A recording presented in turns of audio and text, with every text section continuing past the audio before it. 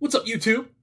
We got another video game video to do today. Today I want to talk about whether or not you should stay with current gen or try to jump on that hype train to get on that next gen for the PS5 and Xbox One S or Xbox Series S. I'm going to do that a lot in this video.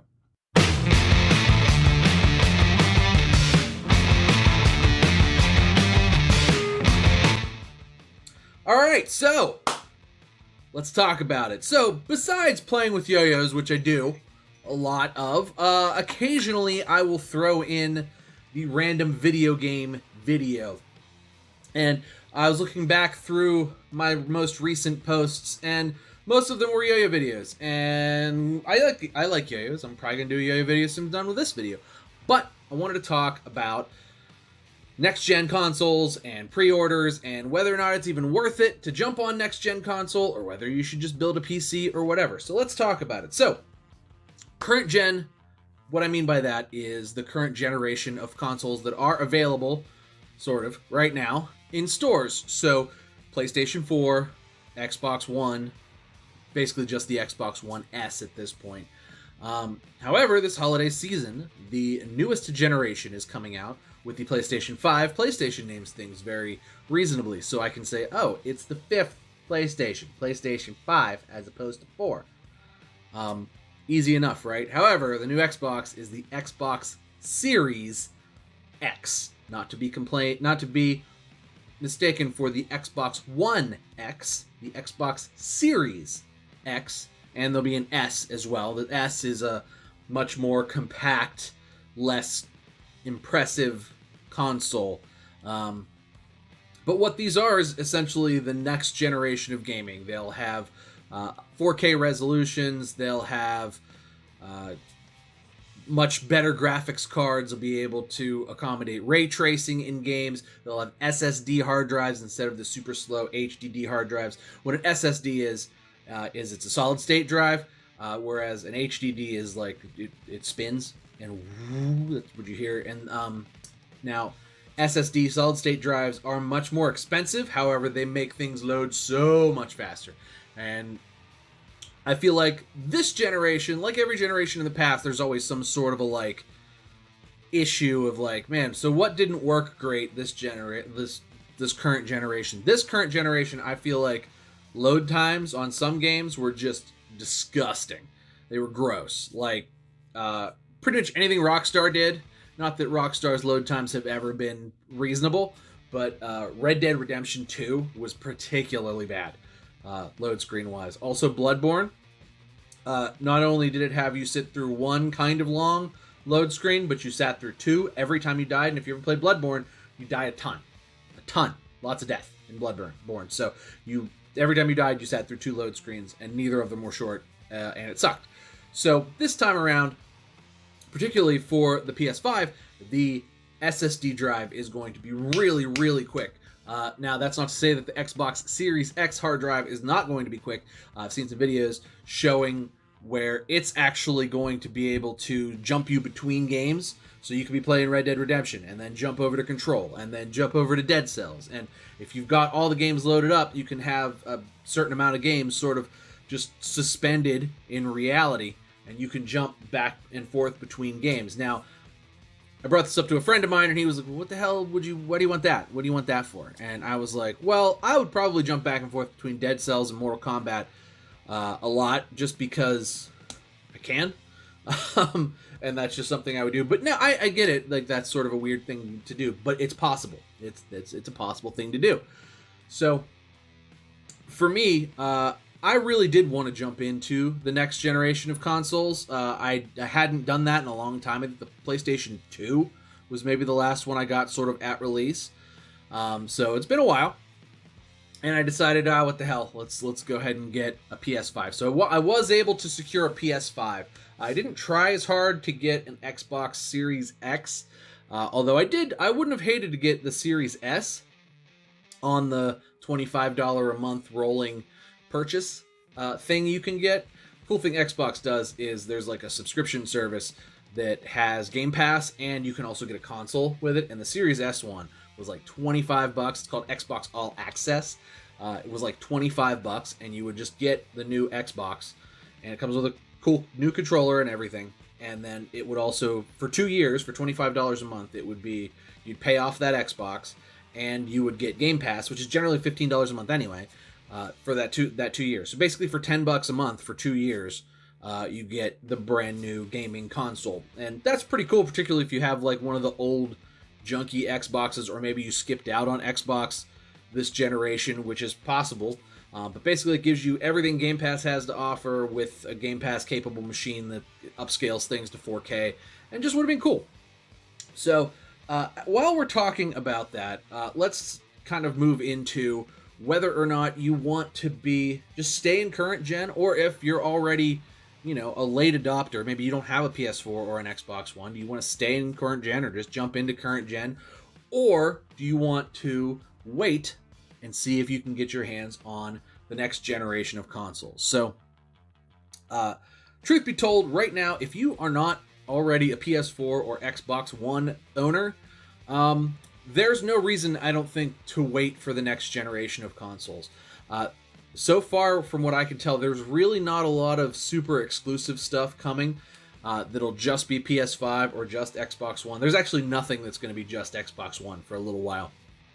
So there's really no reason to wait, depending on what you're wanting to play, to get a PlayStation 4. Now, I don't know that I'd necessarily get the base model PS4. I maybe would get a Pro, especially because a lot of these next few games that will be new, you will be able to get games like the new Miles Morales game will be out for PS4 as well as PS5.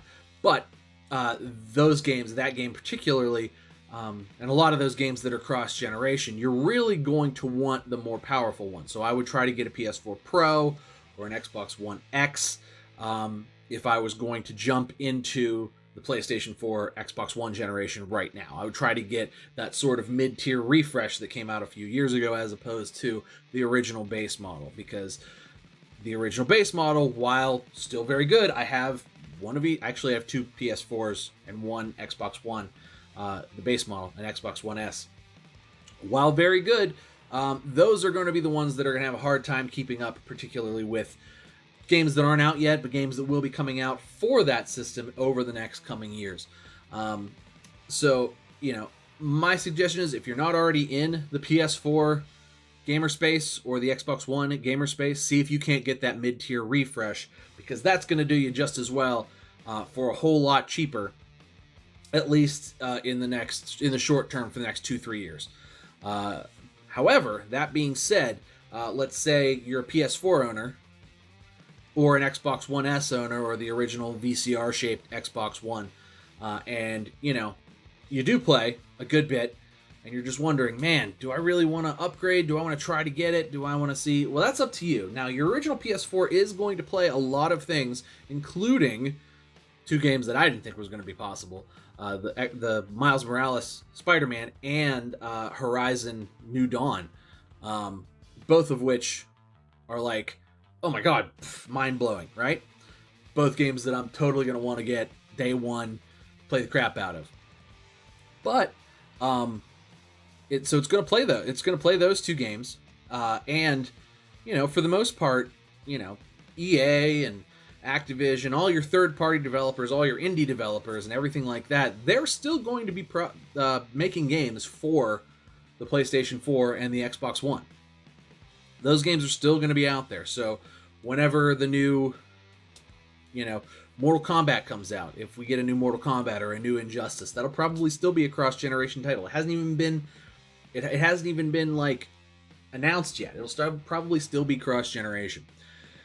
I guess the point I'm trying to make is that if you have a beaten up, broken down, old, or maybe outdated PlayStation or Xbox, and you still use it a lot, for you, it might be worth it to scale up and to trade up to the next generation. However, if you would be a sort of new adopter to this generation, I don't think there's going to be a lot of benefit for you to immediately jump in to the current generation, considering there's really not going to be anything exclusive that you can't get your hands on if you just, own a PS4 or something.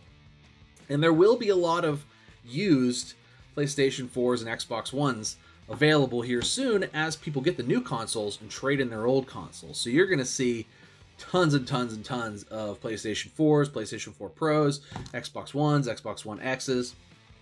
You're going to see a lot of those starting to be used at like GameStop or the Exchange, places like that. Even, there's a little bit of a shortage right now with COVID, but once, early next year, after that comes out, all that stuff's going to be really readily available and probably pretty cheap. In fact, you could probably get them pretty cheap right now on your local Craigslist as people are starting to go back to work. They're maybe not necessarily in the stores, but if you look on Craigslist, I mean, you could probably get a PlayStation 4 for under $200. I guarantee you can get an Xbox One S for under $200. The One X's are a little more rare. The PS4 Pro is still kind of hard to find. You'll still probably pay pretty close to new price for that. But as far as like the base models, you should be able to get those pretty cheap right now. And honestly, if you don't have one, those are going to have enough for you to do that immediately jumping into the next generation isn't really going to benefit you, because whatever one or two games that come out that you're maybe going to want to try are going to come out for the PlayStation 4. So you'll be able to buy them new on PS4 or Xbox One, most likely, and not really have to worry about it.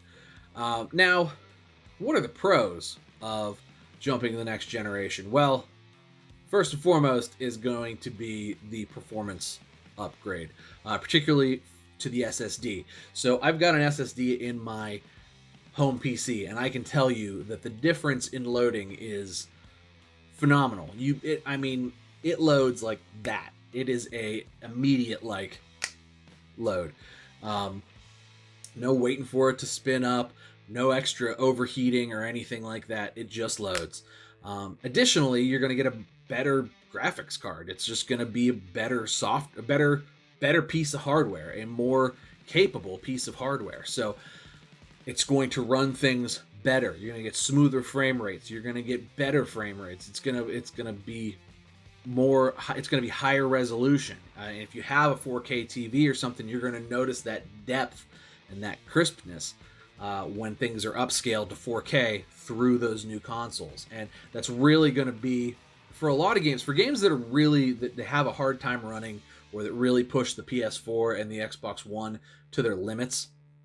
I had mentioned Bloodborne. I had mentioned Red Dead Redemption 2. Games like that really, really push the limits. Those are really going to look smooth, and those are really going to play just... It might, for somebody who plays them a lot, if you play a lot of games, that's really going to give you a whole different experience. And the price points really aren't bad. I mean, we've been hearing, $500, $500 for a long time. But, $500 considering pretty much everything was $400 this generation, and we're 8 years on from, inflation and what have you. Now I realize we're in the middle of a global pandemic and a market crash and all that. But the price difference is really not huge considering how much more tech has gone into this new generation. So from $400 to $500 is really nothing. And if you go with the all-digital version, which I'm sure will be more available after the holidays, that's still the same price as this generation one. It's $400. I assume they're taking a hit on that because you have to buy things through the PlayStation Store. But, if you're basically buying digital anyway, I know a lot of people who were like, oh, I only play digital anyway. That's not me. I didn't do that. I got the one with the disc drive because that's the one I wanted. But, if that's how it rolls for you, then great. And, there's your option exists, and it's $100 cheaper.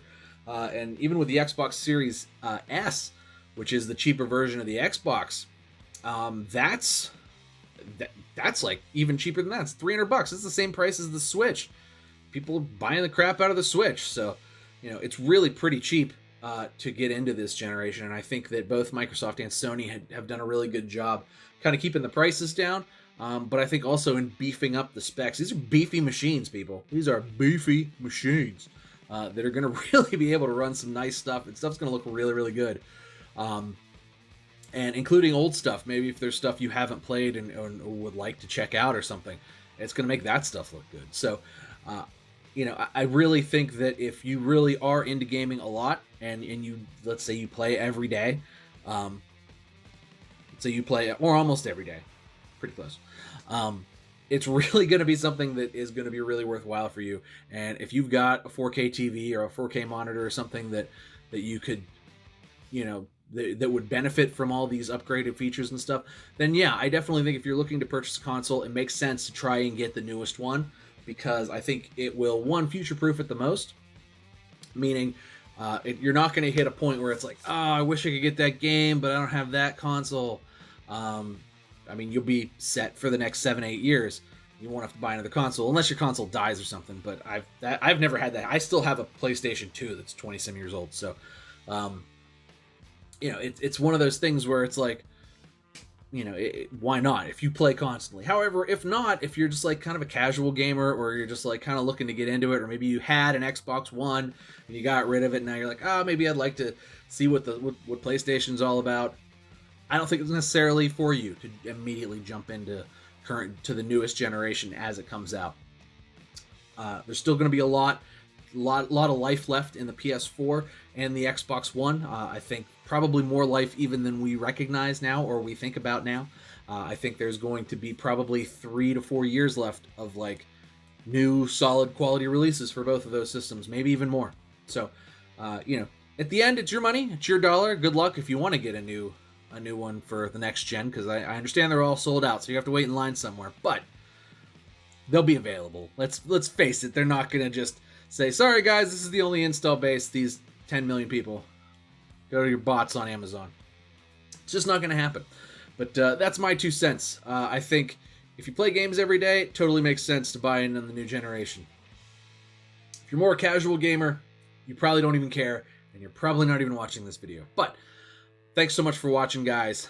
Please make sure you like and subscribe. Check out my new PlayStation shirt. I dig it. Thanks, Target. Thanks for watching. Cheers to you. I'll see you next time.